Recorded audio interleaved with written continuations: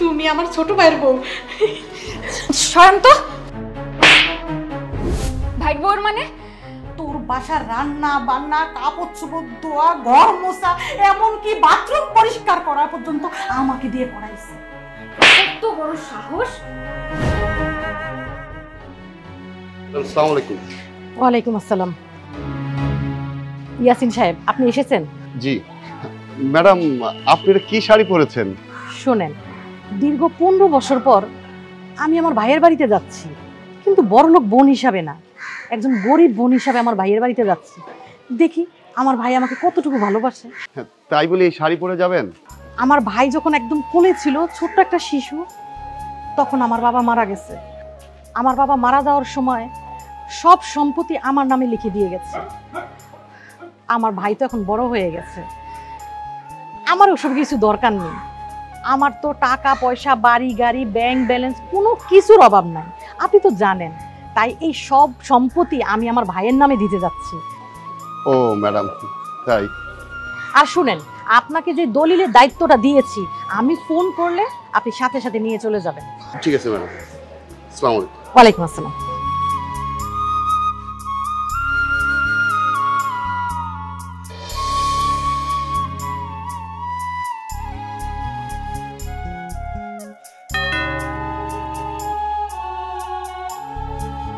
কে? কাকে খুঁজছেন? মানে এটা গালিফের বাসা না? হ্যাঁ, কিন্তু আপনি কে আর কাকে খুঁজছেন? আমি গালিফের বড় বোন, ও আমার ছোট ভাই। আচ্ছা, তুমি কে? আমি গালিবের বউ। তার মানে তুমি আমার ছোট ভাইয়ের বউ। শান্ত। ভাই বউর মানে? মানে ছে! এই, আপনার কি কোনো কাণ্ড জ্ঞান নেই? এরকম একটা পোশাক পরে আপনি আমার গায়ে ছুঁয়ে দিলেন। ছে!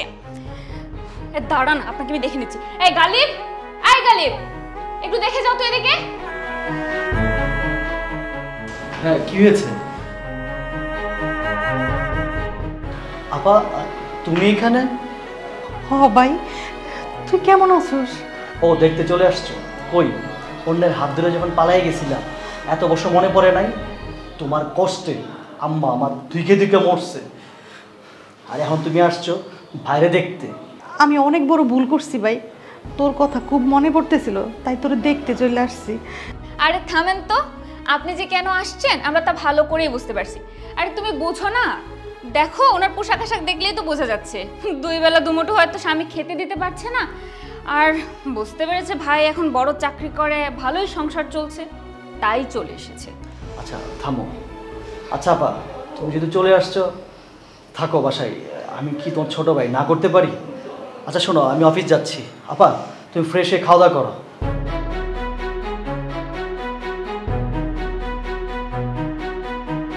চলেন ভিতরে যাই, আর দরজাটা বন্ধ করে আসবেন।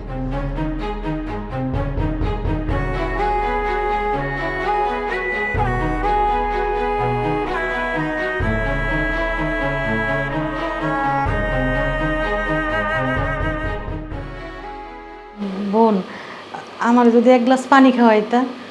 কি? আমার কাছে পানি চাইছেন? আর আপনাকে সোফাতে বসার পারমিশন কে দিয়েছে? দাঁড়ান বলছি, এখনই দাঁড়ান।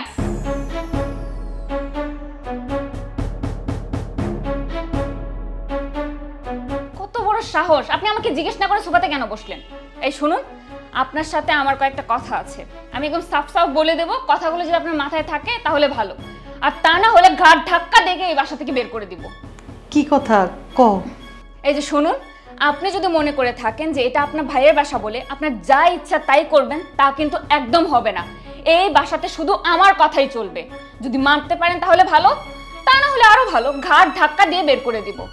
আর শুনুন, আমার হাজবেন্ডের টাকা যেহেতু খাবেন, পড়বেন, কিছুদিন এখানে থাকবেন, সেক্ষেত্রে হচ্ছে আপনাকে এই বাসার সব কিছুই করতে হবে। যেমন ধরেন, এই সোফাগুলো পরিষ্কার করতে হবে, ঘর মুছতে হবে, বাসন কুসন ধুতে হবে, এমনকি কাপড় কাচতে হবে, আবার রান্না বাড়াটাও করতে হবে। আর হ্যাঁ, ভুলেও এই সব কথা যেন আপনার ভাইয়ের কানে না যায়। না না, আমার ভাইয়ের কাছে এইসব ধরনের কথা কমুকির লিগিয়া। তুমি কোনো চিন্তা করো না, আমি সব কাম কাজ করে দিব তোমারে। তাহলে যান, এবার গিয়ে নিজের হাতে পানিটা নিয়ে খান, আর দেখবেন যেন কোনো জিনিস না ভাঙে। ভাঙলে কিন্তু আপনার হাড়গুলো ভেঙে যাবে। এবার যান, গিয়ে পানি নিয়ে আসুন আর এই ঘরটা ভালো করে মুছে দিন, সোফাগুলো পরিষ্কার করে দিন।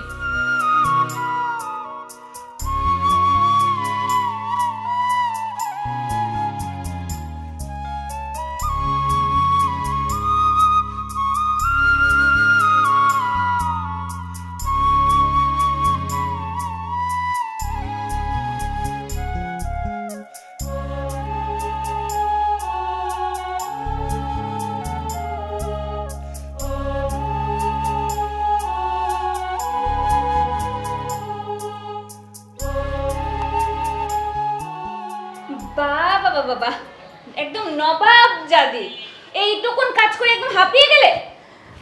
তা বলি, এই যে হাঁপিয়ে গেলে তার রান্নাটাকে আমি করে খাওয়াবো তোমাকে? না না বোন, আমার শরীরটা একটু খারাপ লাগতেছিল, তাই চোখটা লাগিয়ে গেছে।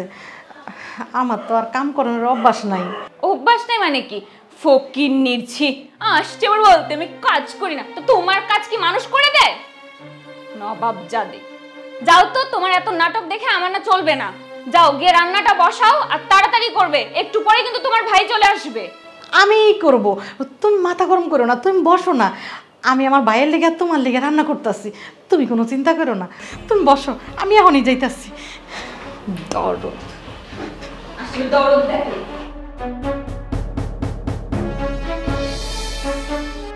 ম্যাডাম আসসালামু আলাইকুম। ওয়ালাইকুম আসসালাম। ইয়াসিন সাহেব, আপনি আসছেন? জি ম্যাডাম, আমি আসছি। ম্যাডাম, আপনাকে দেখে আমার খুব কষ্ট হয়। আর কতদিন এভাবে থাকতে হবে? ইয়াসিন সাহেব, আমার না কোনো কষ্ট হচ্ছে না। আমি যেই কাজে আসছি সেই কাজটা সাকসেস না হওয়া পর্যন্ত না আমার কাছে কোনো কষ্টই মনে হচ্ছে না। ম্যাডাম, আপনি ঠিকমতো অফিসে যাচ্ছেন না, অফিসে বসছেন না, ক্লায়েন্টরা এসে ফিরে যায়, আর আমি অফিস চালাতে খুব হিমশিম খাচ্ছি। ইয়াসিন সাহেব, আপনি আমার অফিসের কর্মচারী না, আমি না আপনাকে আমার নিজের ভাইয়ের মতো জানি, আর আপনার উপরে না সম্পূর্ণ ভরসা আছে। ইয়াসিন সাহেব, আপনাকে যে আমি একটা দায়িত্ব দিয়েছিলাম, দলিল কি সব কমপ্লিট হয়েছে? কেমন বাজে মহিলা! আগে একটা ছেলের সাথে ভেগে গেল, আর এখন আবার এই ছেলের সাথে ফষ্টি নষ্টি। আমিও দেখে ছাড়বো তুই কি করে এই বাড়িতে থাকিস। জি ম্যাডাম, আমি দলিল সব কমপ্লিট করে রেখেছি। ঠিক আছে, আপনি তাড়াতাড়ি গিয়ে নিয়ে আসেন, যান। আচ্ছা ম্যাডাম, আমি তাহলে যাচ্ছি। আসসালামু আলাইকুম। ওয়ালাইকুম আসসালাম। এই, আমি তো তোমারই খুঁজতেছিলাম। আমার না তোমার একটা কথা বলার আছে। কি কথা বলবা? মজার একটা কাহিনী দেখেছি আজকে। মজার কাহিনী? আরে খুলে বলো না, কি হয়েছে? তুমি না বলেছিলে তোমার যে বড় বোন আছে, উনি নাকি কার সাথে পালিয়ে গিয়ে বিয়ে হয়েছিল? হ্যাঁ, বড় আপা তো পালাই বিয়ে করছিল, এই কারণে তো আব্বা আম্মা নারাজ ছিল, আর সেই কষ্টে আম্মাও মারা গেছে। তোমার বোনের না চরিত্রটাও খারাপ।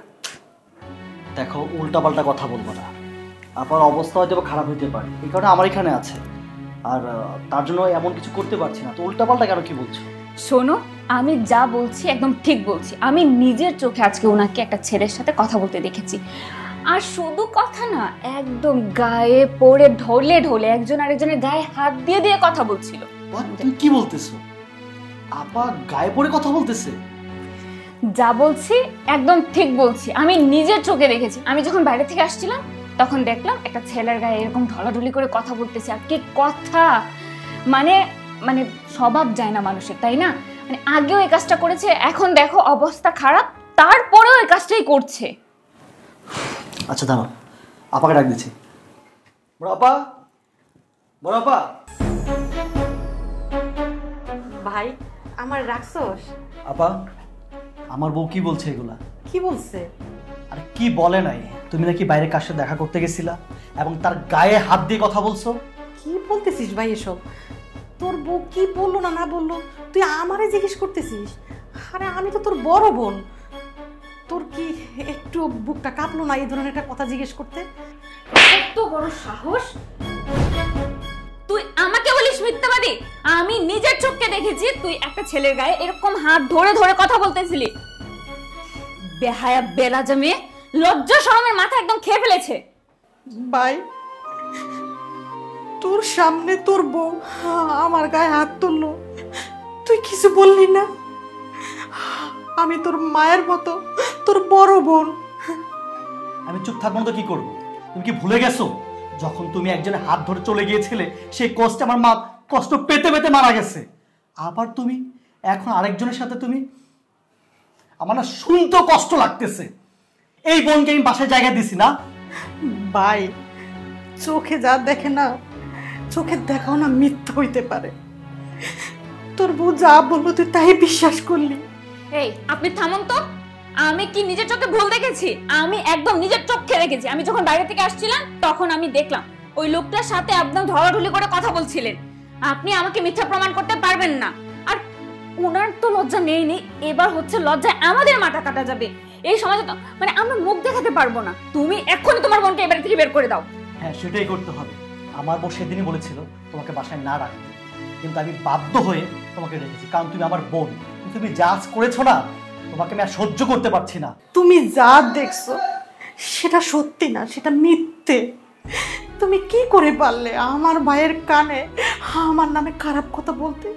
তুমি না একটা মেয়ে হয়ে কিভাবে একটা মেয়ের নামে তার ভাইয়ের কাছে এরকম খারাপ কথা বললে? তোমাকে ভেবে বললে যাবে না, তোমাকে গায়ে ধাক্কা দিয়ে বের করতে হবে। এসব কি হচ্ছে? আর ম্যাডাম, ওনারা আপনাকে এত অপমান করছে, আপনি মুখ বুজে সহ্য করছেন? ইয়াসিন সাহেব, আপনি এর ভিতরে কথা বলবেন না। কিন্তু ম্যাডাম, এটা আমাদের পরিবারের ব্যাপার, আপনি এর ভিতরে কথা বললেন না। আপনি কে? আর আমাদের মধ্যে আপনি কে বলার? আরে এই তো সেই লোকটা আজকে সকালবেলা যার সাথে ওনাকে কথা বলতে দেখেছিলাম। দেখলে তো, নাগরকে একদম বাসায় বয়ে নিয়ে চলে এসেছে। তাহলে এই অবস্থা, দু জায়গায় না মেরে হাত থেকে বের করো। চুপ কর, আর বলিস না। অনেক বলছিস, আমি অনেক সহ্য করছি।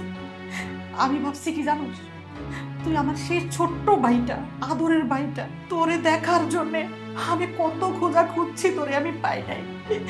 শুধু একটা বার তোরে দেখবো বইলা আজকে তোর বাড়িতে এসে না আমি বুয়ার কাজ পর্যন্ত করছি। তোর বউ আমাকে যেমনি খুশি এমনি কাজ করাইছে। তোর বাসার রান্না বান্না, কাপড় চোপড় ধোয়া, ঘর মোছা, এমনকি বাথরুম পরিষ্কার করা পর্যন্ত আমাকে দিয়ে করাইছে। আমি আমার বাসায় এক গ্লাস পানিও গড়ায় খাই নাই। এসব সবকিছু আমি মুখ বুঝা সহ্য করছি কেন জানি? শুধু তোর মুখের দিকে তাকাইয়া, শুধু তোরে দেখবো বই না।